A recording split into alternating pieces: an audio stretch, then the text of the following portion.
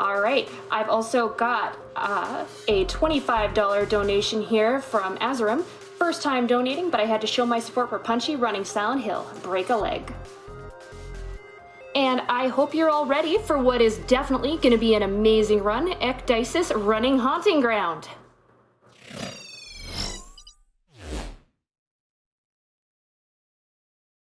All right. Thank you all for having me. Hi, everyone. I'm Ecdycis, and you might be wondering, what exactly am I wearing and why am I in this? It's fitting, because I'm pretty sure the frog suit incentive is met, right? Oh yeah, the frog incentive was absolutely met. Cool. So it'll be fitting you'll kind of learn more. The incentive's not about me, by the way. I thought I'd join in solidarity. But if you guys don't know, this game is called Haunting Ground, also known as Demento in Japan. Normally, this game is really hard to get because it's really expensive, but I'm running it on Japanese PSN. However, I do own my own copy of it, so it's legit. Anyway, run will begin once I hit new game, and then I'll start talking about everything. So, 3, 2, 1, let's go. For a lot of people who do not know about Haunting Ground, this game is a Clock Tower spin-off, and it was originally meant to be a sequel to a game called Clock Tower 3. This game kind of exists because Capcom decided they wanted to make another Clock Tower game, but they didn't want the license, so they reused a lot of assets from games like RE4 and Devil May Cry to make this wonderful game. I actually really like this game. I think it's cool. Not a lot of people know about it. The premise is that we have been kidnapped and we're trapped in this mansion, and we need to get out without dying, because bad things happen if you die. That being said as well, we're going to be able to get a nice pet dog, which is going to help us solve many puzzles and such. And yes, before anyone asks, we do get to play with the dog and pet it. So the reason I run on Japanese PSN is just because loading is faster. It's like that intro load is about 12 seconds on PS2, and then it takes about 8 on here. Overall, it saves like literal minutes, so it's just better to run on Japanese PSN. As well, you can see now we're dressed. We're no longer just wearing a towel. However, we need to get fully dressed because we have an incentive to meet. What this is going to do is allow us to get into our costume, which is an adorable frog. This isn't modded, this is just built into the game because I guess they like frogs. I'm not entirely sure why, actually. But it's a fun one, and, well, I just want to say thank you to anyone who donated for the incentive, and this is why I'm also wearing a frog costume. Funny enough, last time I wore a frog costume at GDQ, I ended up in the hospital, so I'm hoping this time it goes much, much better. Continuing forward, right now I'm walking. This walking is necessary because this game uses stamina management. I'm going to need to have a certain amount for an upcoming little fight. We're going to be introduced to the game's main enemies, the main source of the trouble. They're called Stalkers in this game. Our first one here is going to be a guy called the Ecdycis. He's a big homunculus. He's kind of like Lenny of Mice and Men. He's not really a bad guy. He's just kind of big and he'll break your spine. So what I'm doing is I'm just making sure I kind of charge at him 4 times. That's going to chase him away. He's no longer going to want to hunt me down and kill me. And I'm going to kick the door. Thank you. That's going to allow me to kind of just get away and progress the game. Stalkers can either be gotten rid of by hiding or by fighting. For Ecdycis, we just beat him down and he'll be back later. Anyway, every good speedrun starts with meth, because that's going to be our first puzzle here. I'm going to be typing in a lot of things right now. They may seem weird, just understand a lot of these will kind of come in handy as we go. As well, once we kind of get to some of these, you're going to notice I'm typing really, really fast. Ooh, not down. Now, this kind of brings up another point. So we're on New Game Plus. New Game Plus is a little bit different than New Game, mainly because I think it's more entertaining. I think it's cooler because you get additional items. Normally, our main character here does not run very fast. She loses stamina easily. This way, the worst part of the run is cut out, and we're left with all the fun, and we have some unique strategies to kind of go through this. The reason why I'm typing all these is these are all the puzzles through the game that require these plates. And I can just put them in there when I get there instead of having to actually do them. I was about to split because I have my actual game, so this way you don't have to worry about it. Anyway, I'm going to tell you all a story right now. Now, before, back when we were allowed to go outside, I like going outside. I like going to, hang out with friends and all that. And I'm not the only one. This golem's name is Steve. Now, I'm going to give you a PSA. This is your brain.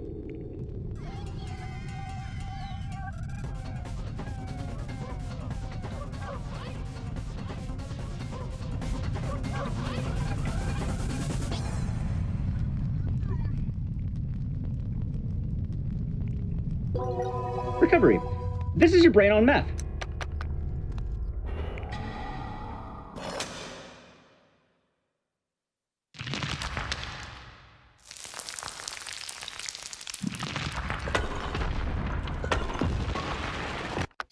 The moral of the story is don't accept things from strange frogs. Anyway, going back to the run. The reason why we had to do that is because meth actually, I think, means in Hebrew death, which allows us to kill the golem. Steve is now dead. He is not coming back. We could have also done E-meth, which lets him move out of the way, but meth is faster because it's less letters and he falls apart much faster than he moves. So Steve is gone. However, we can meet someone friendly to Steve later. For right now, you may have noticed, hey, for a game about dog, there's a distinct lack of dog. The early game's kind of getting you used to Fiona's movement, kind of letting you run through the area. And once we kind of get our next scare at Ecdycis, we're going to be able to get the dog tutorial and all that. Right now, I do need to grab this item because I'll be running low on stamina before I can get the items I need. So I grab this chamomile, which you route in any category of this game, and I grab this key because that's going to allow me to open the door. And now we're going to meet our next enemy type thing in the game, and these are called luminescents. They're like blue spheres of light, which you'll see in a moment here. They kind of do a few things. One, they'll alert enemies of your presence, which is really bad in later areas of this game. As well, they up your panic, which makes the screen kind of annoying to see. It's that little blue ball of light. And right now we're kind of finishing up with the minor little tutorial area as Fiona. We're just going to be kind of ramming a little thing in the, it's like a wooden blockade in the basement so we can get a map, and then that will summon Ecdycis to come back. So kind of expanding on the category as well. A lot of people wonder, why are you doing ending A? Why not ending B or ending C or, you know, whatever. For ending A, it's the fastest, which, duh. But also ending B is just kind of mean. You end up killing Ecdycis in that. It's not very nice. Ending A is nicer, faster, and it's just all around better. We don't like being mean in the Haunting Ground community. It's not very nice. And then ending C, you just walk out the front door. But it's a lot shorter and it's a bit different. So right now, we get to meet the dog, Huey. He's going to be an adorable white German Shepherd. He's going to have a lot of mechanics, which will be coming up in a moment, but just take a moment to know that it is spelled Hewie. A lot of people try spelling like Huey Lewis in the news. It's not that way, it's Huey. There he is, being petted by a frog. It's a frog and a dog. Classic combination. Okay, so now that Huey's free, he's now going to be our friend, meaning he is going to help us when Ecdycis tries to attack in a moment here. And I'll kind of start the whole dog tutorial thing going on here. Which happens right now. There it is. Okay, now we have a dog friend. He just bites his hand, Ecdycis leaves the room, and now I can talk about Stalker Mechanics a little bit. Whenever a Stalker leaves the area, they go as far away as possible for about, like, let's say 5 minutes. We're going to be using this fact to make sure that we can do most of the game while they're gone. I'm going to be forcing them in when I can and getting rid of them as soon as possible. However, I'll get more into that later. Right now, we're going to learn about Huey. So, Huey is mean. However, we're going to hope that he listens for this run. You may notice he barked, and I'm going to have him follow me. I'm looking for him to walk on certain points. When he does that, and he barks, I'm going to be able to call him, as you can see there. Whenever he barks, that means he's acknowledged my command. I'm going to be calling him at very particular points, because if I don't, Huey will start running around, because his AI is not very obedient at this point. This game is meant to be played as an experience. You play it, you play it, you play it, Huey and you develop a bond, and then you love your dog. We don't have that here. I have, what, an hour or 5 minutes? Huey's not going to listen an amount of time, so I need to be very keen on what I'm doing. So once I hear that bark, I'm going to use that camo I got earlier to get my stamina back. I use a map to get rid of it. And now I need Huey's AI to kind of perfectly follow me. Huey should be coming around this little corner right now, which you'll see. Huey? Huey? There he is. I think. Is he walking? There he is. Okay. Huey, you ruined... This is what happens with Huey very often. It wasn't that bad, though. It can be much worse. Is he coming? Yes. So I'm kind of looking for Huey to enter certain rooms, as you can see here. I'll start opening doors if I don't see him. Kicking doors is faster, but sometimes you need to open them because some don't open that way and others don't. Either way, I say no here. I scold him. By scolding him, that kind of erases his mind. It sounds kind of dark, but Huey kind of goes on input commands. So the more commands I give him, the more he'll get confused. By just telling him no there, he'll immediately wipe his mind and just respect the next command I give him, which is quite nice. And now we can do this and just tell him to leap very far away. Now, dogs can't climb ladders, so I don't actually need this item. I just need him to be down this ladder. As you see there. And now we can do the next little puzzle in the game. And we'll kind of be getting more introduced to the fact that this game, if you don't have Huey, you can't actually beat it. You're supposed to have the bond of human and dog. So our first major puzzle with Huey is going to be getting him to stand on a plate. It's quite easy, it's quite nice. So here's what happens. I call Huey, I'm going to stand on the plate, and then I'm going to tell him to stay put. In doing so, Huey will stay here, and this does two things. One, it'll open the gate for me. Two, it avoids a cutscene of opening the gate. Weirdly enough as well, if you don't skip this cutscene, Huey will step off the plate. I don't know why. There we go. You have to kind of do this, or else if you pass that carpet, you die by having eyes throw darts at you. It's kind of grisly. Anyway, next is going to come to the Debilitus skip that we call it. Our buddy Debilitus is coming back, old Debbie, whatever you want to call him. And I'm going to try immediately juking him. Normally, you have to, like, hide, run away, but you can just go right here, and then if it works, it worked. You can just crouch, do a adorable frog crouch, he'll walk past us, and then I just run away. I'm glad that worked, by the way. I was really worried that wouldn't work, because if it doesn't work, I have to, like, a walk of shame back to the door, but, yep, you just immediately get rid of Debilitus. There's a very sweet spot that you can find there that a Japanese runner called Guruhamu found. And by doing that, you save like 30 seconds over not doing it. It allows us to immediately give up from Debilitus. However, it's not over yet. You can hear the music is still going. This game is very audio-centric. If that music is going, I can't do anything. So I open these two doors to prevent more noise from spawning, and now the music will go away. And now we can kind of understand why New Game Plus is the decision here. I made 3 items earlier, if you saw. They're called Powder, Adamus, and Morgan. These 3 items are going to be something called the Diamond Choker, which allows us to have more stamina and more health, which will be quite nice with boss fights and just general running. You'll kind of seeing there, she's already slowing down. We're not going to worry about that. Powder will give me an RNG chance to do more damage, which is going to come in handy for the final boss. I'll kind of laugh about that later. And then Morgan will be a safety strap for this marathon, which will allow me to turn invisible by standing still. Normally, if you're going for world record in this category, you don't actually take Morgan because the strategy you do instead is much, much riskier. However, you know, marathon and all that, it's much nicer to kind of just do this. Anyway, now, like I mentioned, a lot of the points for Debilitus are going to be manipulating him and kind of just making sure he acts the way I need him to act. I'm going to take a shortcut downstairs by just falling, because that's faster.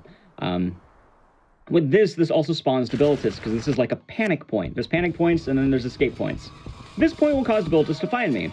However, this game isn't mean to you, and understands that at certain points of the game and at certain puzzles, the enemies probably shouldn't be there or wouldn't be fair. So, this is one of those spots. I summoned Debilitus only to yet get rid of him shortly later.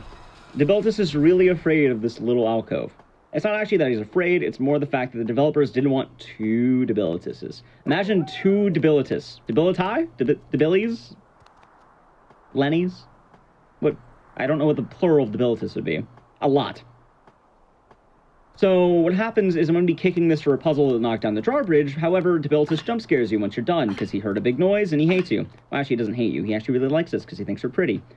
And that's his motivation. He thinks you're a very lovely doll, and he wants to crush her spine into dust. So you can see he spawns back up there. And now that he's up there, I'm going to try getting away from him. Now, I kind of talked about something called escape points. Escape points are going to be this thing. They're going to allow me to escape. Now, I did mention that you can hide or beat them to death. However, using an escape point will immediately get rid of them, and it's much, much safer. As well, you may have noticed we're missing Huey again. We don't know where he went. So I'm going to need Huey, I'm going to need Debilitus, and I'm going to have to make sure I can escape him. This part of the run could be quite risky if I'm not careful. I'm going to take extra time if I need to. Also, I had an open door. That's lucky. Let's see how this goes. I need Debilitus to follow me into this room. I need Huey to come afterward. Let's see where he is. Huey. You're going to hear a lot of Huey. Huey. I hear a little pitter-patter of dog feet, so that's good. Huey. If I see Huey, this is perfect. Huey. I hear Huey. There he is. Okay. Huey, can you follow me? If Huey stays in this room, we're perfect. If he doesn't, I'm going to be sad. Huey. So the reason why we need Huey is because he does this, where he just knocks Debilitus off the wall. And now we have Huey back, and Debilitus is dead, but not really. He just knocked out for a little bit. Right now, I'm going to be making my way over to a flower key, and you're going to see more of me kind of just talking to Huey, making sure I command him to come out at certain points. So if you notice me, like, just kind of stopping in front of a door and then calling Huey, it's because I want to make sure that he's following me. Anyway, I've talked quite a lot, and I like to rapid-fire talk with this game. If you want to read a donation or two, feel free to go for it. Come on. Absolutely. I have a $75 donation from Sib saying, "Happy to see Haunting Ground here. I hope you don't get chased by scary flaming skeletons. That would be really spooky." Good for another one? One more. Yeah. Awesome. All right, DL donates $50. Woke up super early to watch one of my favorite games finally run at GDQ. Love the frog cosplay. Thank you. So, kind of going more into the game right now. Huey is very particular. He's a fancy dog. He's kind of like my dog. Things don't go a certain way, he's not happy. You may notice I'm standing at certain points. If you don't stand at these points, he will just look at you like, what's going on? He doesn't know. So, you see me walk to these points, you'll see me actually run back to the hole, because for some reason, if you just tell him come here, he won't come here. You need to very particularly tell him, hey, go here from here. And in doing so, Huey should listen. Right now, I actually need Huey for another puzzle. A lot of people who play this game casually don't actually realize this, but Huey is meant to go into this hole. As well, it's quite nice because me and Huey have shared inventory. There he is. Go, Huey. And if Huey gets items, I get those items. As well, if you see me turning invisible, that is the Morgan fairy earrings, and they are mostly going to be handy for the next two people. Alright, now comes my favorite part of the run. I don't have to worry about Huey. I love Huey, I really do, but sometimes when I play this game, like, I know a lot of people when they watch me do attempts of this, it's very often me just going like, Huey, Huey, like, and it's kind of a cool thing as well, because I watch a lot of the runners of this game, and it's nice having a bonding feeling of everyone just kind of, you know, being frustrated by the virtual dog. But he's been very good this run, barring that one intro. Wait, Huey, what are you doing? Huey! That's kind of the point I was making about you have to be particular in your spot. Like, I was too close to the wall, Huey didn't hear me. I'm right next to it, he heard me. Alright. Now we're kind of making our way to the larger picture here, and I bet you're wondering, what are we doing? Why are you just running around this castle, getting flowers, and playing with the dog? Well, the big thing we're trying to do is solve one major puzzle. Everything we're doing is building up to this puzzle. Everything else could be, like, considered sub-puzzles. The major puzzle we're doing is something that's like the 3-moon puzzle, I call it. The whole gimmick is that you need to point the moon to exactly be facing a door. And in order to do this, you have to go through kind of a lot. Also, Huey's going to chill in that hole. He'll be safe there. He won't be in any danger. Don't worry about the creepy voice. That's just the, you know, it's the acoustics on the wall. They're always there. But what's going to happen now is probably one of my favorite moments in the game, and I'm really hoping I can show it off for you.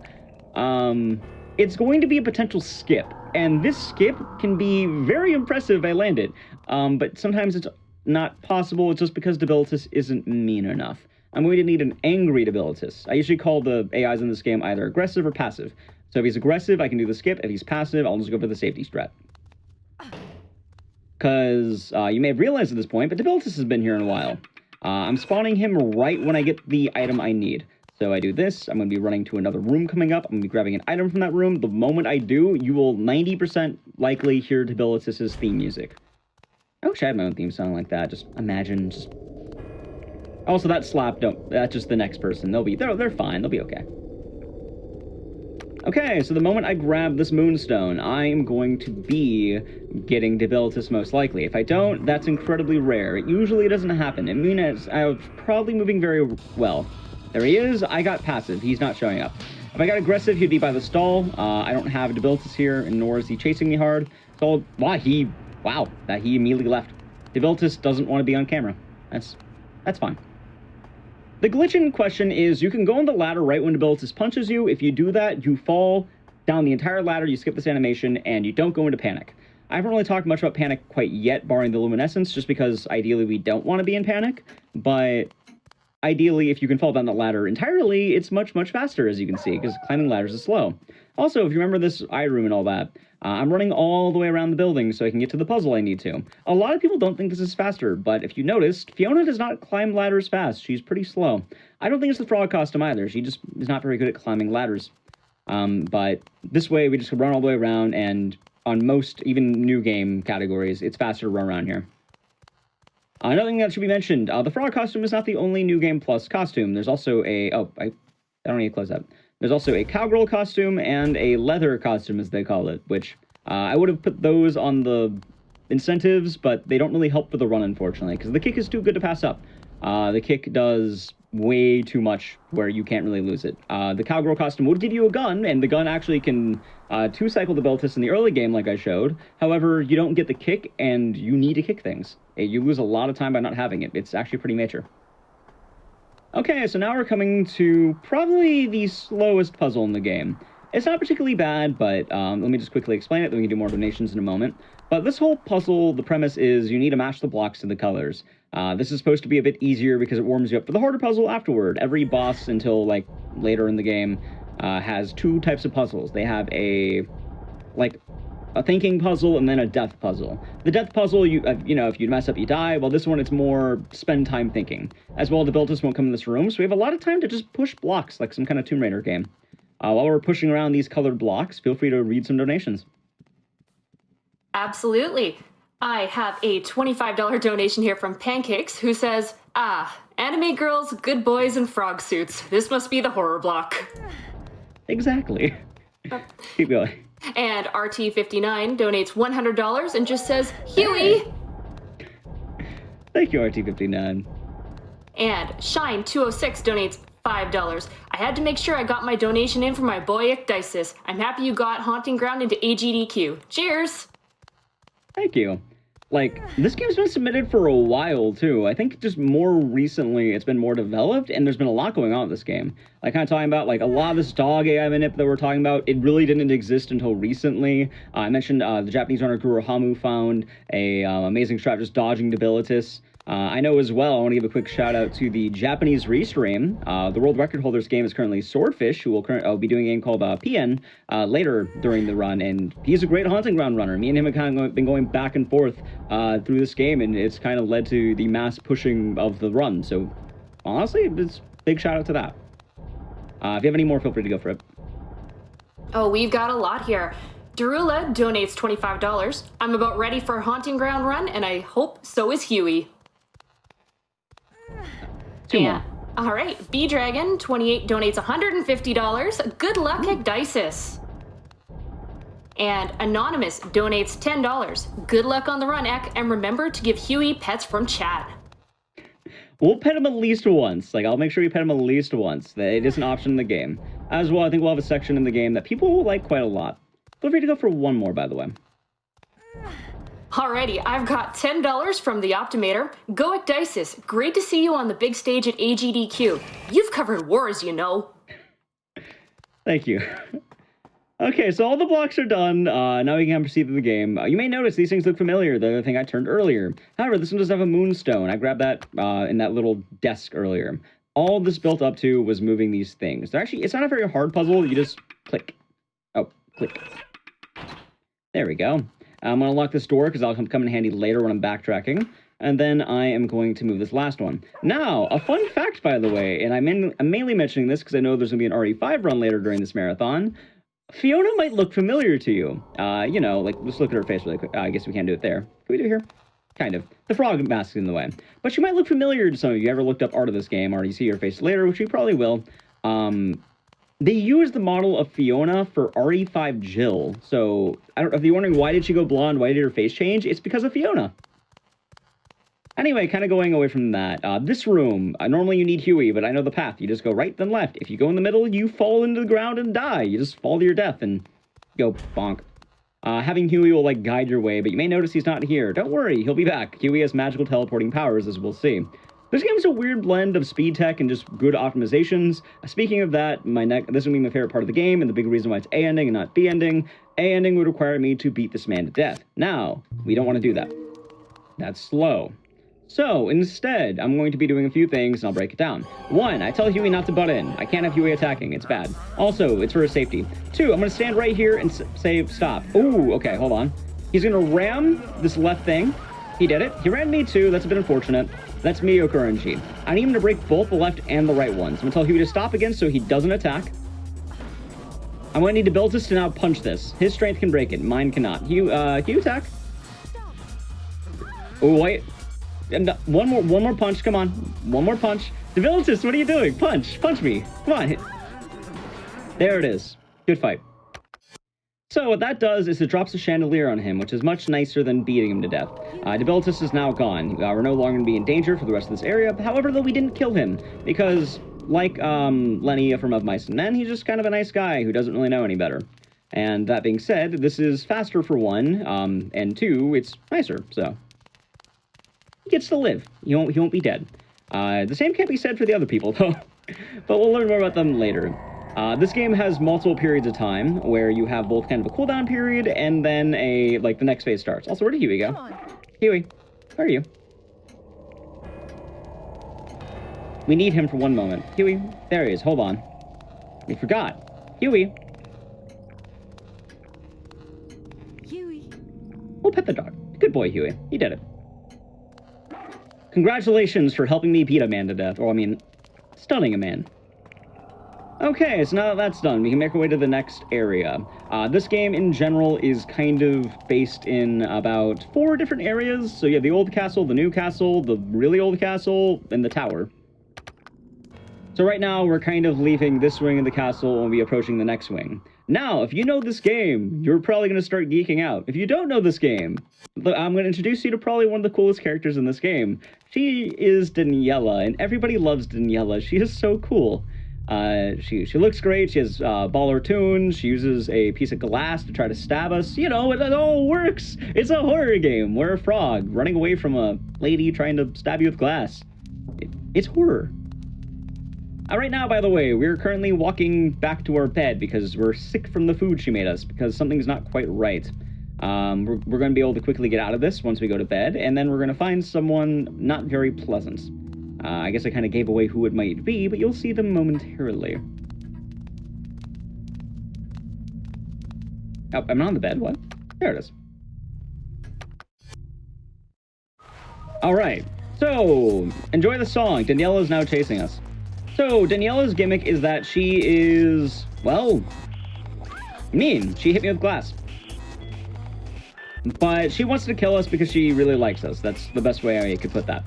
What's going to happen is I need to make sure I stay away from her. Unlike Ecdycis, she's not nice. Ecdycis just wanted to play with us and didn't know any better. He was like the brain of a 2-year-old into a grown man because he was science experimented on. The big question of this game is, if you have any questions, why does this happen? What is happening? I have one answer for you.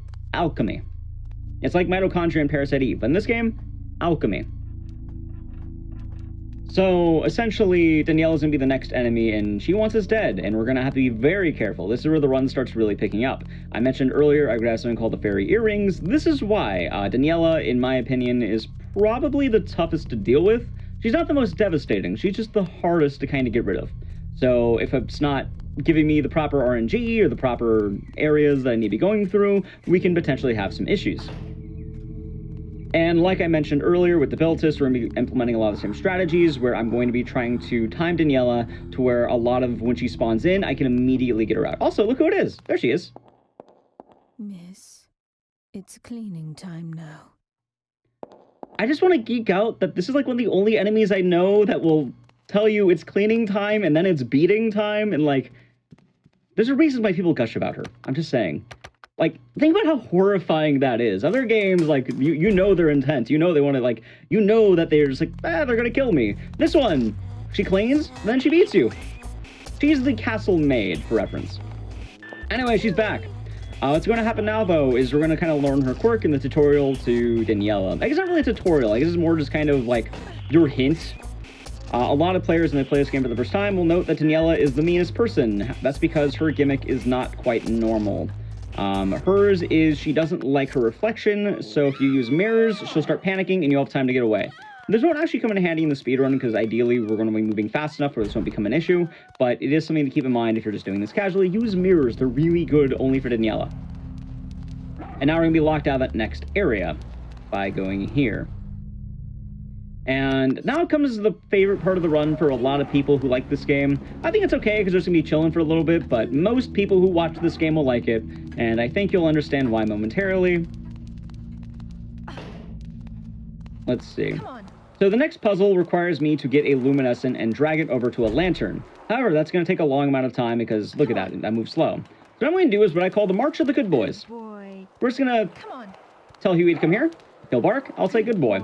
This has two things. One, this will up Huey's AI and make him more obedient, meaning the late game won't be a pain. And the other one is you guys are going to hear me say good boy to Huey. And everyone likes Huey, when I tell Huey good boy. Good boy. We get one more. And let's see. I grabbed this because I'll need it later. Good boy. Alright, where's the luminescent? Good boy. Should be following me. There it is. Take a little bit longer than normal. But yes, that will help me out later, because I mentioned a lot of this game is you're supposed to be normally training Huey. I don't have a lot of that time, so I have to get it in where possible, and that's really one of the only areas of the game that you both have Huey and a lot of time to wait, because that thing is very slow. Right now is going to be a big issue, because I need to have Huey follow me directly. If he takes too long, Daniella will spawn in. That is bad for, you know, a multitude of reasons. So you'll kind of be hearing me tell Huey, come here, whenever I kind of enter these doors. I want to make sure he's sticking with me. He can get lost. If he does, that gets really, really bad.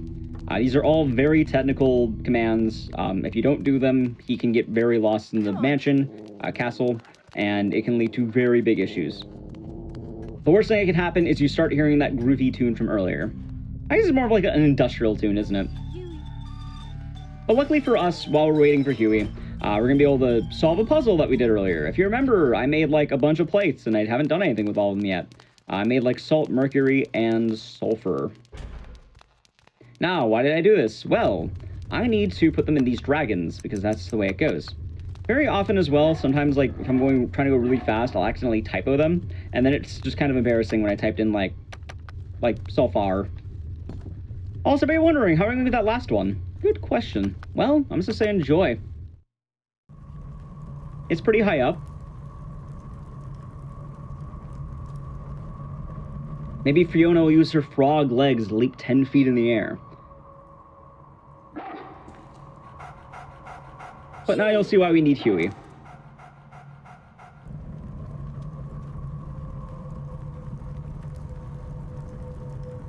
Yes, he's really going to do that.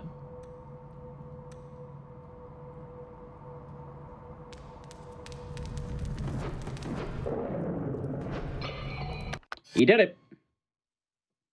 And now we have an ice ladder instead of a fire ladder. And what this does is allows me to get a key to probably one of the meanest rooms of this game. For a long time, by the way, we actually had some weird time save found recently, just because we didn't know what you had to do in the room. We just knew, like, generally what you had to do, but not everything. But this room is going to be something called the Differences Room, and is actually supposed to be a power amp for Daniella, because normally what you would have to do is you would have to go to the room, look around, and then you find Daniella, and then instead of her normal glass, she gets a fire poker. However, you don't want that. So what's going to happen instead is I am going to just go to the activation room. I don't need to go to the actual puzzle room. I'll go to the activation side, and I'm going to ignore Daniella entirely, because I already know what I need to do. And these are going to be the two dudes in the one corner, and then the other one's going to be like an hourglass. In the past, we'd use the chessboard. We didn't actually realize you never had to do that, so we just started saving free time because of that. Now I mentioned, oh, Ek, why is this room so hard? It looks easy. You just move a couple things. If you move one wrong thing, you instantly die. Okay, we're good. If I heard the music, I was going to be kind of antsy for a moment. But yes, that room is quite mean. Speaking of mean rooms, this is probably the one that most runners or anyone playing this game has trouble with in starting off, mainly due to a combination of Huey and a very ludicrous puzzle. So the answer is I stand here, I wait for Huey. I'm going to command him. Go. This manipulates Huey to go to the yellow one. Ideally, is he going to go? Huey, you going to go? Go, go. He went to blue. That's fine. All right, how about you go? Go, Huey. You know, hold on, that works. Huey, oh, wait, Huey, go, go. He did it! Okay, that was... that was a bit scuffed, but he did it for me. Normally, you just go to the yellow one, and then you go to green and red, and then you step on them, but we don't have to worry about Huey anymore. He's fine for a while. Ideally, I don't want to get hit by a blue orb. Oh, no. Okay, we're good. Oh my god. So, casually, anyone who watched me up to this knew I was worried about one thing, and that was that little blue ball right there. If you hit you too early, Daniella spawns, and then you need to wait in this room for however long it takes to wait, and you need to use the fairy earrings. So, I might not even need the fairy earrings right now. There's one more part of the run that might need them, but right now we're good. We haven't even used them. It's amazing. Okay, so if you know weird lore, this is a... what is the name? Mandrake. It's a mandrake. It yells at you. It's angry. So, I use lavender so Fiona won't panic at the mandrake. This is mainly, 1, to prevent stumbling, and 2, to prevent this coming up, because Daniella's back. I mentioned I'm timing these very appropriately. Oh no, Daniella's back. But like most gamers, I know her weakness. Daniella's weakness. Hey, Ecdycis, you mind if I cut in for a moment? One moment, and then yeah, go for it. Her weakness is going outside. I just go to the graveyard and she's gone. We just immediately get rid of her. All right, go for it. It looks like we have hit $500,000. Ooh, go ahead and read it. Oh, I just wanted to announce it. Wanted to let everyone know that we are at 500,000 in donations. Thank you so much, everyone. Thank you. If you have any you would like to read, by the way, now's a good time because we're just going to watch Steve's friend. I don't have a name for him. Carl. We'll go from Tyrion. He's going to be walking and marching. Okay. Go read a couple. Sounds good. All right, I've got $10 from Stefan, who says, good luck, Ek. And I also have a $10 donation from Princess Lulu, who says, I don't think you're gonna croak on this run, but good luck. And don't forget, Huey is our best friend. Oh. One more. Sounds good. Creature donates $10, obligated to donate for Frog and preventing cancer. Good luck, Ecdycis. Thank you. Also, I feel bad, chat, but Carl is dead. He walked into meth. It is on the ground this time. It is all over this castle. Meth on the ground. Carl is dead. These golems really can't live, I suppose. It's quite sad. But that's also a good way that you can learn that meth is faster, because it just obliterates golems. RRL stands, by the way, for right, right, left. So that's the direction I need the golem to go to remove the fire in my way. And now we kind of go back to the idea of two puzzles. One of them is going to be really, really easy, and I don't have to worry about it because I already know the answer. The other one is going to be also kind of easy. Also, you may have noticed I didn't kick that door, I opened it instead. There is a rare chance Daniella spawns and just starts beating me down. I don't want that. So what's going to happen is normally you'd have to, like, read books and understand math? I don't really know the exact science. Alchemy, we'll go with that. But instead, I know what I need to push. It's just two levers. It's going to be the top one, which is right, and then the bottom one, right, right. And then you lower the water.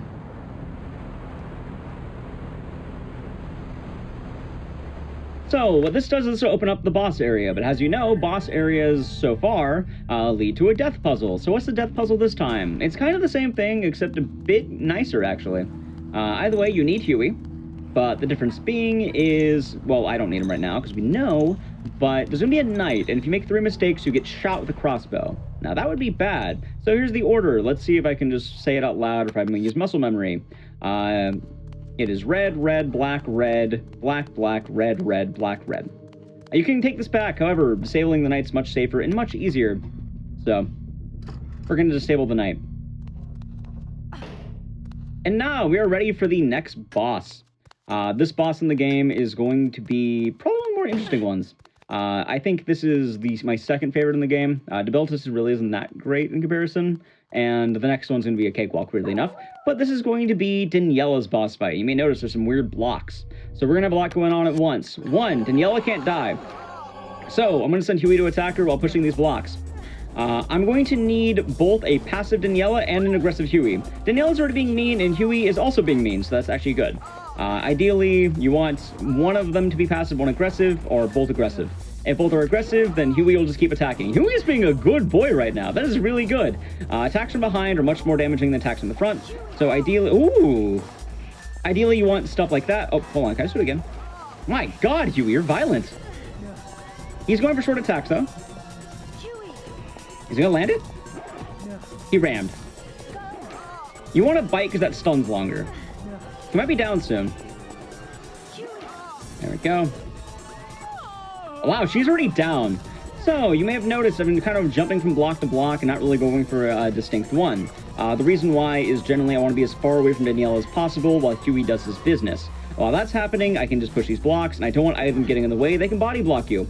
Daniella can get knocked out during the fight, but she eventually gets back up, and you can't permanently knock her down. So you have to be careful. This fight's been pretty good so far. If he fights her long, we can probably get this. I get it all the way.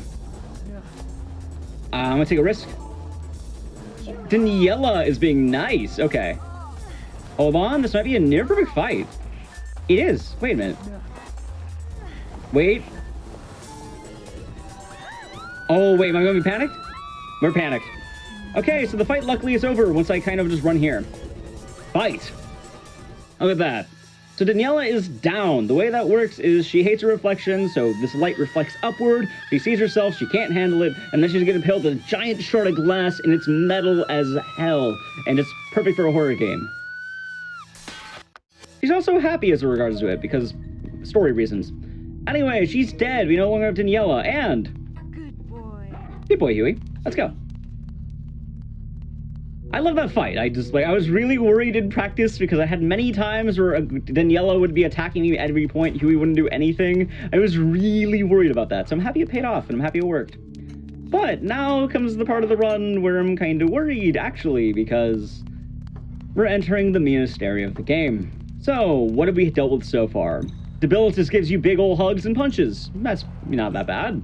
Daniella uses a shard of glass. Again, it's just glass. Our next guy has an infinite flintlock pistol. If he shoots us, it can be deemed as almost an immediate death because he'll shoot us like 2 more times. Like he'll shoot you once in the back, you'll fall down, and then you'll get shot 2 more times. So normally, like, I ask for good luck around this part. This is probably the meanest part of the run, and the reason primarily why we have the farrier rings. Also, we're going to be introduced to clone homunculi. They're little, like, baby clones that you end up ramming to take down because if they grab you, they'll scream and alert Ricardo. I introduce you to Ricardo. Ricardo doesn't like the frog, so he's going to try shooting us, which is not good. What we're going to do right now, though, I'm going to kick the door, I'm going to stun him a little bit, he's going to try shooting me, he misses. I'm going to call both Huey and Ricardo. So I'm looking behind me to make sure that Ricardo actually follows. He's making noise. I need to make sure I see Ricardo, because I need him to go into a certain room with me. Where are you? There he is, okay. You can't spend too much time there, by the way. You need him to find you, but not track you down too much. You need him to be on the chase. So I'm making noise, I'm luring Ricardo to this room. The risky strat would be to knock him in the middle. However, this is another strat you can do. You can just wait right here with the farrier rings. I'll go invisible, and he'll walk in the middle. Walk in the middle? He did it! Okay, we're... Oh my god. You ever have the point where, like, all the nerves in your body just go down all at once? Huey, you gonna go in the hole? You can go in the hole? You go in the hole. Oh boy. So very common what will happen is Ricardo will just infinitely shoot you, he'll shoot you early. He is the only enemy in the game that could one-shot you, so you can kind of understand my position of being a bit nervous here. Ricardo is quite mean as a whole, so we gotta be very careful. Also, another facet, Ricardo has audiophile levels of hearing. He can literally hear a fly buzz its wings. That being said, I'm not kicking doors anymore. I know I said it was faster, I can't do it anymore. If you kick a single door, Ricardo will track you down and kill you. Which is bad. So a lot of times here, you're going to see me just kind of opening doors. Also, 2 more of those little guys spawn. I'll be taking them out later. But right now, we're not too worried. You may have wondered, where did Huey go? Well, Huey's such a good boy, he can open this door for me.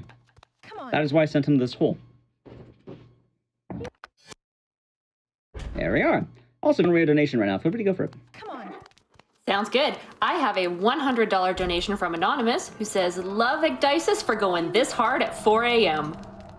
Thank you. I'm glad you're enjoying it. So kind of going right now is the meanest area of Ricardo. That isn't that one section. Now, all the issues about Ricardo I mentioned earlier still happen. 1, Ricardo can still shoot me if he finds me. 2, he can still find me. So what's going to happen is I need Huey to follow me for one puzzle. The issue is if I take too long, he'll spawn. Again, what happens with these people is... What? Oh no. Huey, go get him!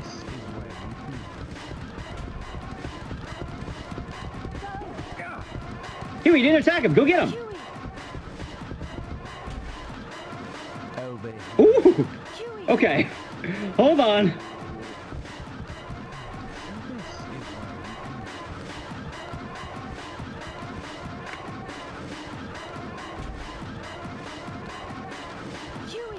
This is going to be a bit of rerouting. Okay, I have an idea.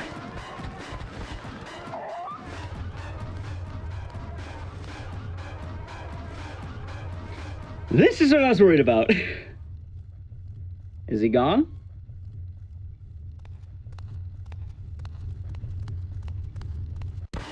No. Oh no. Huey, where you at? Huey, where you at? I'm gonna need you, buddy. Where did he? There he is. Okay, Huey, go, go, go, go. Okay, this can help. This can work. This can work. This can work. Oh boy.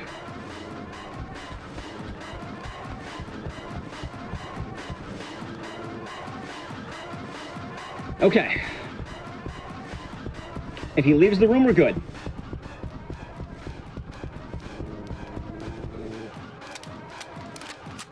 When the music stops, we're good.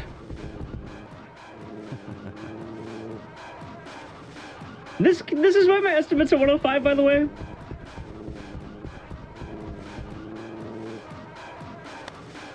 Normally the AI will kind of circle you and keep checking the area. Oh boy. Also, I guess I gotta say it. Are you ready? You ready? That's never happened before! Oh, Ricardo, where are you at? Leave. Or he's leaving.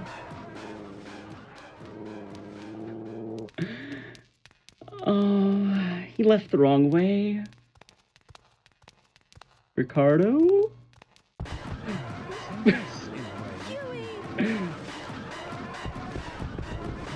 God. It's not over yet. Okay, Huey's going. Hold on. I do have a safety save in case he still wants to be mean. Ooh, that's not good. Huey, can you bite him? That works. Okay. Run right, Ricardo. Run right. Run right. Please, run right. Ooh, that's not good. Well, I have an idea. Hold on, I have an idea. Wait, I need Huey. Wait a minute, no. All right, Huey, come here. Okay, I think I'm going to go to the graveyard. Let's go right here. Also, I should mention, the AI are adaptive and will learn what you do. Of all the bosses, man. Leave the room. I hear him. I hear him. Leave the room. Come on, I hear you. Run out the door. Run out the door. Come on. Come on. It's right there. It's right there. No, not that way. Oh, God. Don't stop music. Okay. He's coming back. He's shooting. He thinks I'm over there. He's walking back. He'll leave the room. Come on.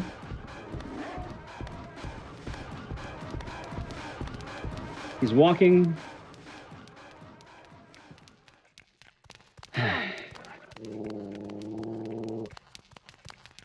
Come on. Come on. I really hope he just walked out the graveyard. Hold on, I have an idea. Hold on. He might have. He might have. He might have. Oh no, he didn't!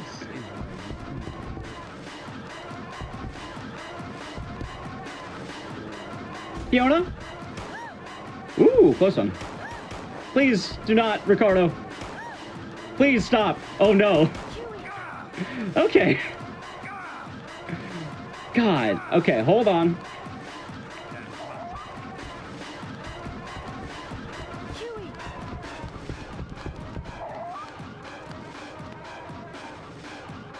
Should work. This has been tense. This has been very tense. I've never seen a Ricardo this aggressive.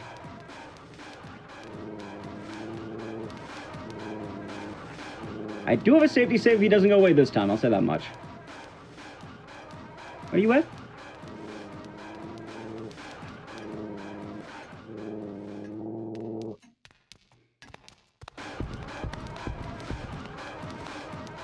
Sometimes he won't follow.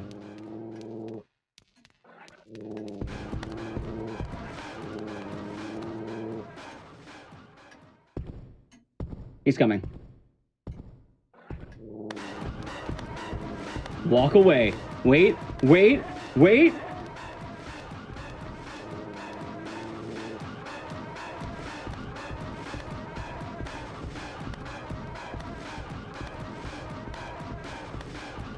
It's all audio based. I don't actually know where he is.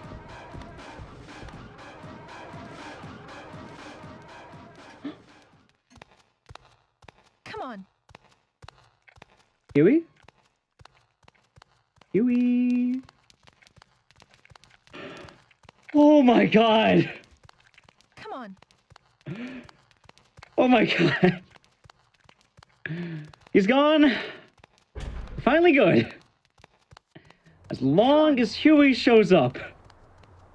Okay. Huey? Come on. Huey. He's here. Go. Go, Hugh. We did it! He did it! Oh my god! Oh my god. Sorry, that was like my heartbeat rose by a lot there. From now on, it's not a big deal because I can have Ricardo go anywhere. Huey is done. I don't need him for the rest of the run, really. We're good. By now, I need Ricardo to behave. Oh my god. If you have anything you want to if you have any donations, feel free to go for them.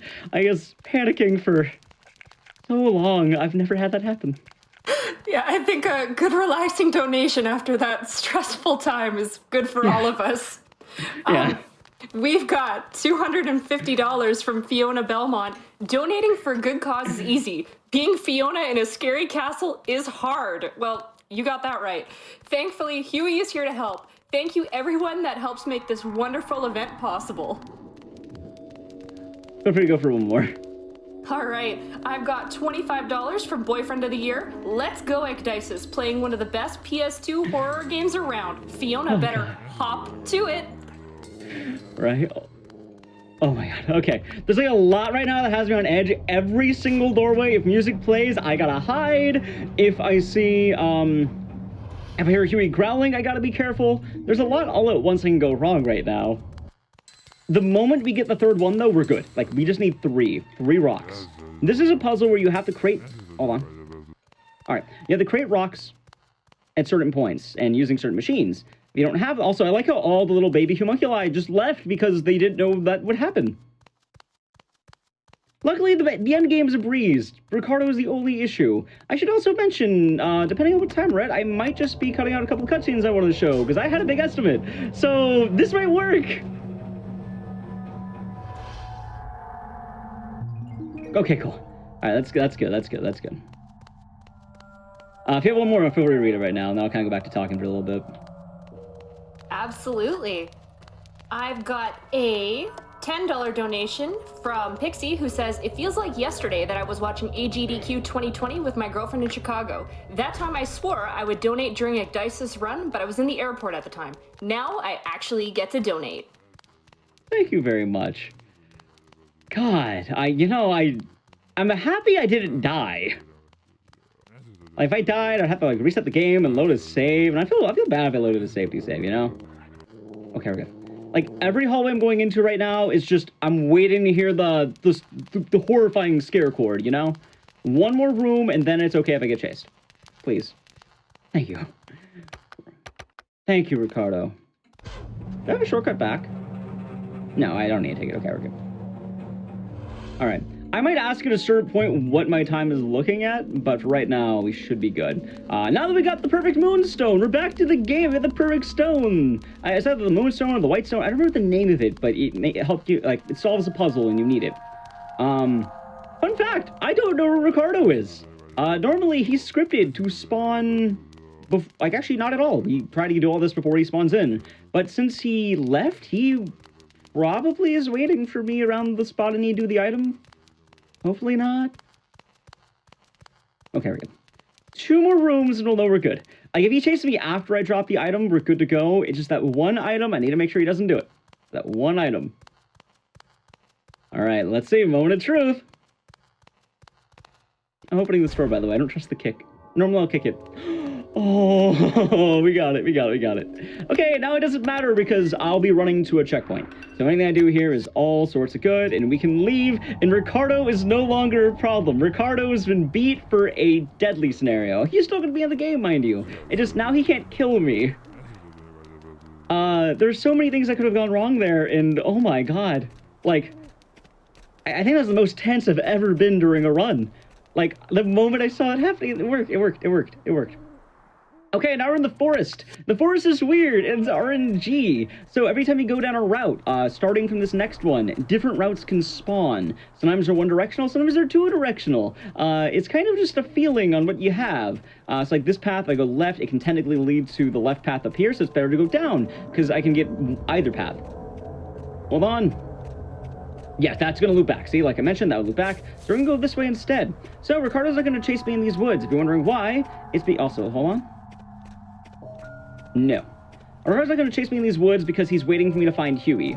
Huey is in danger, but luckily for us, we don't have to worry about him. He'll be safe. He's a good boy. Am I going to be good here? We just found Huey, by the way. There he is. See, if I talk to Huey, Ricardo spawns. We're not going to do that. That'd be deadly.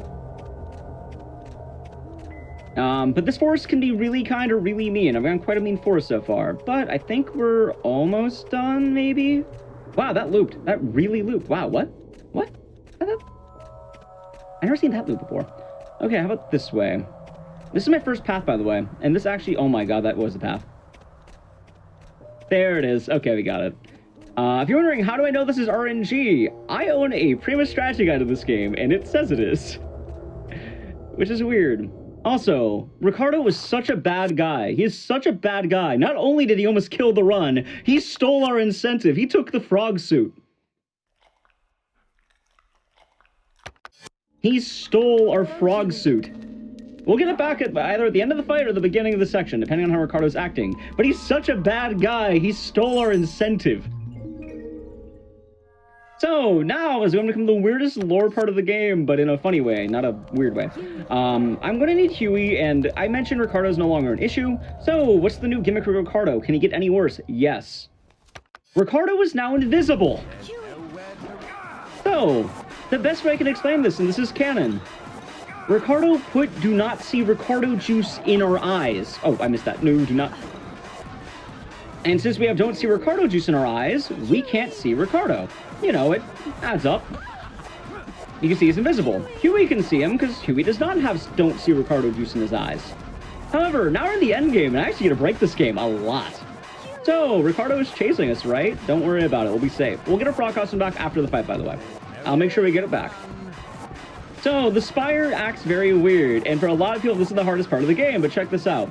You saw I went up there, he despawned. This is because Ricardo wants to jump scare us, being invisible and all. I need Huey, Ricardo's gonna spawn here. I'm just gonna turn around, Ricardo's boring, I don't want him. So we're gonna run away from scary music. I'm gonna run back down. Guess what? It's still active. So I can just run back down and run back up. Ricardo's gone. Say goodbye to Ricardo, he's a chump. Without his gun, he's useless. So what that's going to do for me is I'm able to ascend the Spire with no issues whatsoever. Normally, I've watched several people play this casually. Every time they do, it's, dude, the Spire's so hard. How can I do the Spire? Like, I've talked to many people, and they always tell me, it's like, dude, Spire's easy. All you gotta do, go up and down. I also need Huey with me for one section, because I cannot leave him behind. Huey, there you are. That's good, at least. I'm going to pull this, and then Huey is going to be able to follow me, because I'm closing the lower section of this tower right now. Okay, up next, what you're wondering, where did Ricardo go? He's invisible, we can't see him. He'll come on certain scare points. So the next one is, there's going to be a barrel dropping from the sky. That's Ricardo. He likes pulling these dastardly pranks, like wasting 5 minutes of my run. But so what that's going to do is that's going to drop a barrel from the sky. I'm going to dodge it by just jumping backwards, and I'm going to run back down. Guess what? It still works. So I'm going to run down, and then run back up. Ricardo is gone once again, and I can then pull the lever again. You cannot pull these levers if Ricardo is near. The last one is going to be the hardest section. It's going to be like 8 luminescence. It's actually not that hard. It's supposed to be hard because you don't know how to deal with them normally in a casual gameplay, and they get in the way, and if you get hit by them, Ricardo comes. So you don't want him to do that. What you want for Ricardo to do is non-exist. So, we're going to do that, and it's going to be hilarious, because when I make the top of the Spire and go to the top room up there, you're just going to see Ricardo exist for all of, like, 1 second with his music, and then it'll immediately fade, because he goes into a room that he's not supposed to go into, and he can't go in there. So we just get away from him. Yes, the puzzles still apply to Ricardo. This time they inverse it. Ricardo's the death puzzle, and, you know, this... Oh! Okay, we're good. If you get hit by one of those, you get hit by all 6. That was almost bad. Ricardo's going to find us and we're going to get away from him. That should be fine. And then we're going to hit the worst Huey puzzle in the game. And the last real one. There's one more. There's the Ricardo music, and it is now gone. Come on. Okay. So, this puzzle, it's lights. Huey has to walk to the other light. Why does this puzzle suck? Because Huey sometimes doesn't listen. So, we actually found manipulation through this by giving him commands. I actually saw this by watching a friend play this casually. So, I'll give a shout out to Catlink, just because I watched her and then I was able to learn this because I didn't realize you can do this. But you just told Huey stay twice. Go. Oh, no! I ruined that one. Come on. He'll stay and he won't run away. Normally what he'll do is he'll try to run away from these. So, either way, while I'm doing this puzzle, feel free to read some donations. You got it. I've got a $50 donation from Gert, who says, "Hey Ek, good luck on your run. I want to give a shout out to you and your stream, and also GDQ, for getting me way more into watching speedruns and interacting with the community. This AGDQ is especially meaningful to me because I'm currently doing an IRL chemo percent run, and having so many wonderful speedruns to watch is very helpful. Love you all. Ecdycis. P.S. Huey is a good boy." He has been a good boy this run. Now, Ricardo, on the other hand, read 2 more. Absolutely. Moonshine donates $10. "Hi Ek, so happy to see the frog suit and haunting ground at GDQ. Love this event every year. Thanks for all you do." And a bit of a scary one here. I've got a $25 donation here from Ricardo. "I can hear you. I come for you." Come on. Well, you know what we're going to do with Ricardo, right? Oh, good. Oh, sorry, no, go. It's all good. Oh, no, you're all good. Feel free to go for it. All right. I've also got a $10 donation from Maya. "I have never been so utterly tense watching anything like I was watching Ecdycis try and escape Ricardo. That was incredible, and I had to donate. Good luck with the rest of the run." All right. So, throughout the game, we have this magical power called Azoth that allows us to break concrete with our bare feet because Ricardo took our shoes. So, this puzzle's easy. You just put this on there, you make a bridge. Now, we're on the boss fight. Ricardo must be a hard boss fight, right? Nope, he's the easiest in the game. Why? Sure, he's invisible, but here's what you do. You get Huey. You're going to put him in this hole. Huey, go in the hole. Oh, no, Huey, don't do that. Huey, stop it. Stop biting him. Come here. Come on. Huey? Are you going to... Oh, my God. Huey. Okay. Huey. He's going in, he went in, okay. So this kind of goes back to the point where Huey needs to be at certain places to do certain things. Huey's gonna go to the top of this tower, and now Ricardo's gonna stand right there, and Huey will attack, and Ricardo is dead and done. Ricardo is no more. Okay, so I'm gonna skip showing some cutscenes I wanted to show, but it's gonna be a part of a fun glitch. I'm not gonna mention it, we'll be fine. We're gonna play this a lot quicker. So, Ricardo is now dead, and we are literally on the finale of this game. I was gonna say the final parts, and finale, but it works together. Anyway, Ricardo is now dead. Here's a cutscene of him dying. We're not going to show that because it takes so much time. I'm going to make sure that we get back that frog suit, though. Is that more important than going over estimate, getting the frog suit back? It takes a little bit of time to get, but we can get it back. Maybe about 30 seconds more. Alright. I have confirmation we can get the frog suit back for everyone. So we're going to get back the frog suit that was stolen from us. Normally, during the run, even if you put on costumes, you wouldn't put it back on because, while I mentioned if I got rid of Ricardo, I could do it, the way you're supposed to do it is there is another one of those holes on the ground, and you can go to that. It's around the bottom. It's just Ricardo's chasing you the whole way up here, so you have to be careful. Now, the end game is actually really short, and a lot of people don't realize this because we're going to do a lot of major glitches. It's really weird that this game has a lot of end game glitches, not a lot of early game glitches. I'll kind of explain what the cutscenes I wanted to show off would do, but that estimate's been kind of used on Ricardo, so I'll just kind of explain them out loud when we get there. We're running down the spire. I bet you're wondering, where's Huey? Well, Huey's been such a good boy, we're going to give him a present. We're going to let him keep this entire tower. We're going to lock him up there. Say goodbye to Huey, chat. He's gone. Bye, Huey. And now we're going to cross that bridge that we found after getting the frog suit. This is going to be a simple stroll across the bridge. We don't need Huey for the rest of the game for a while. We need him for one thing, but not much more. But we should be mostly good, I think. Anyway, if you would like to read a couple more donations, feel free to go for it. Absolutely. I've got a $21 donation here from Double Evil. "I think I found Ricardo. He's in my nightmares now." Oh, feel free to keep going. All right. Basement Hippo donates $20. Night Trap was one of my favorite runs last SGDQ. So happy I didn't miss Ecdycis this time. Ricardo is gonna haunt my dreams. You know, I think I'm sensing a theme here. Yeah, I've never had that mean of a Ricardo. Like, it's also double mean because he didn't even kill me so I could load a safety save. He just went for it. Like, he just kept chasing us. Also, you can just change... Well, not that one. This one. There we go. You can just change into any costume in the game at any point if you really find any of these holes in the wall. So they're quite nice. Alright, now we're back to frog mode. Really, the only time loss from this is you have to run to the hole and then back. It's really not that long, because it's just the bottom, which you're already going to, and then little hole and grabbing the soup. Okay, now we're crossing the bridge. Ricardo's dead there, you can see. Good riddance, man. Good riddance. But now we're going to deal with the final boss of this game, a guy named Lorenzo Belli, whose actual name's like Aureolus Belli, that sounds like Aurora Borealis, but I always get the two mixed up, I don't know why. But we're going to be running across this really long bridge, and the entire plot, I'll just go into a quick thing of plot for the game. I'm not going to get too in the nitty-gritty, just because it can get pretty dark. But the plot of this game is essentially everyone wants something in your body called Azoth, which is like a life essence. So think of it like a soup. And everyone has their means of getting it. Lorenzo here is going to want to drink us like a soup. Essentially, though, the way to get the Azoth is to kill you, which we don't want to do. So we're not going to deal with that. What we are going to deal with, though, is a very interesting skip, using our old pal, the Luminescence. So, the Luminescence in this game, what do they do? What are they on? They count as Stalkers. I mentioned earlier that the enemies in this game are named Stalkers. So, why would a Luminescent Mattering count? The Luminescence is going to count for a Stalker for all intents and purposes.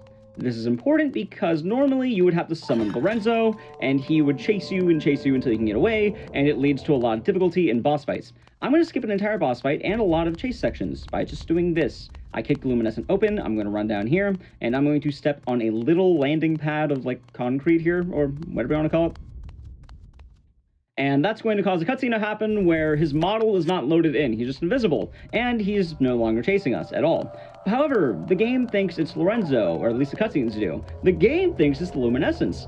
So the Luminescence don't actually cause you to stop doing things. So you get an angry scene with the hallway just crawling menacing towards you. However, nothing actually happens because Lorenzo never spawned in. Guess what? That applies to his boss fight. Normally, he has a phase 1 boss fight here, which you have to flatten him on the conveyor belt. I'm going to kick this machine 3 times, and then that starts the boss fight. But guess what? We get rewarded instead. There's Huey. The boss fight's done. The game figures he's not in the room, it must be done. The boss fight's no more. By the way, I forgot, by the way. We're matching on frogs again. So, Huey. now but you're wondering, hey, where are we going with this? How much more are we going to be doing here? Well, the final boss is pretty much right up. I'm going to be going directly there. However, we need one key item to do it. However, in order to get the key item, you're going to have to go to the room first. We're essentially on the cusp of the end of the run, and then there'll be one final chase sequence. I do apologize for Ricardo's bad behavior. We probably could have loaded a safety save, but I wasn't too sure if he would do it or not. But I do want to say thank you again for GDQ, both staff and just the general event for allowing me to do this run. Speaking of which, just so we don't hold up too much at the end of the run, I'm just going to kind of do a lot of the general stuff now. We're looking for a staff, so I do want to say if you have enjoyed the run so far, I am Ecdycis, Ecdycis. It's hard to pronounce, but that is my name. I do a lot of horror games. I run 95 of them, and I'll be doing The Mummy later during this marathon. Here we were. There you are. So if you liked it, feel free to check me out on Twitch sometime. I figure I'll do these now, so right when we end it, we can just go, you know? Now, get the staff. There we go. We still have the final boss and the little chase section, and then we'll be good to go. Which, right now, all we have to do is use the staff, and we'll be fighting the boss. If you have one more donation, feel free to go for it. Absolutely. I actually have a $10 donation from Huey, who just says, ruff, ruff, ruff, ow! That's a sweet one. Okay, so, going really quick on this. The final battle always happens because it's not old Lorenzo, now it's young Lorenzo. He's a young man, he got Azoth. So, the way this is going to work is I'm going to kick him with the twig and berries until he dies. We're just going to keep kicking him. He'll say futile. So I made this thing earlier called Powder. Powder means my feet can explode on random chance. It's a 1 in 6 chance of exploding. However, it does a lot of damage. Ideally, you want to just get a bunch of these exploding feet kicks. Huey's doing really good on this. Get out of the way. I want to avoid him punching me.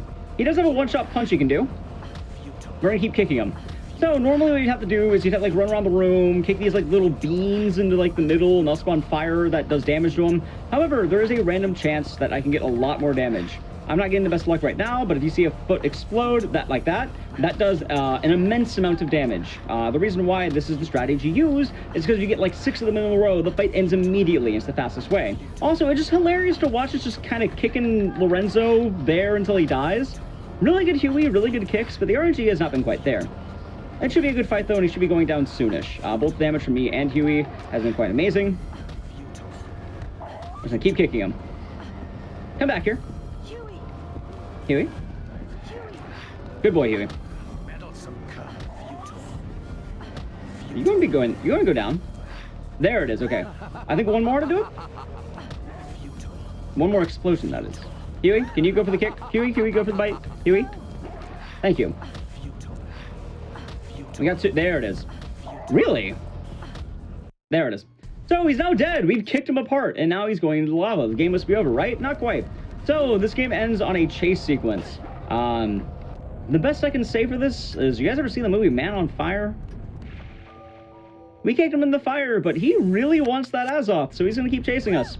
So what this section does is I am going to have to avoid the earthquakes. First things first, I'm going to ram into this door. That opens it. I got the bad RNG fall. That's fine. We're going to play it safe and just crouch.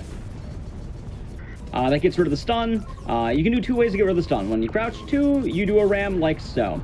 In doing so, that will entirely remove the stun animation, and we can just pass that. This is the real final boss of the game. This statue, no one knows how to actually stop this. I mash every single button on my controller. It seems to work. Also, usually you get stunned afterward, making it double meme. Alright. Time will be coming up soon. We need to keep running away from him. It should be mentioned, if he touches me once, I die. And normally you'd have to redo the whole section over again. Earthquake stops, and now we're at the end of the run. Let's see. Okay, and time is coming up on, yes, time. Ooh, alright. I just want to thank you once again for having me. I hope you enjoyed Haunting Ground. I'll get to the little results screen. I do want to thank you all for watching. I want to thank you for sticking with us, Ricardo. Hope you enjoy the rest of the horror block. We have a little frog hand putting in a key, and yeah, that's Haunting Ground. There's a pair of scissors that represents Clock Tower, and then you can see the final screen. We can see what our IGT was, which is, what is it? 109.24. That could have been much worse. We did it! We actually did it! We pulled that through. I thought Ricardo was going to kill us. That worked. That worked. Thank you.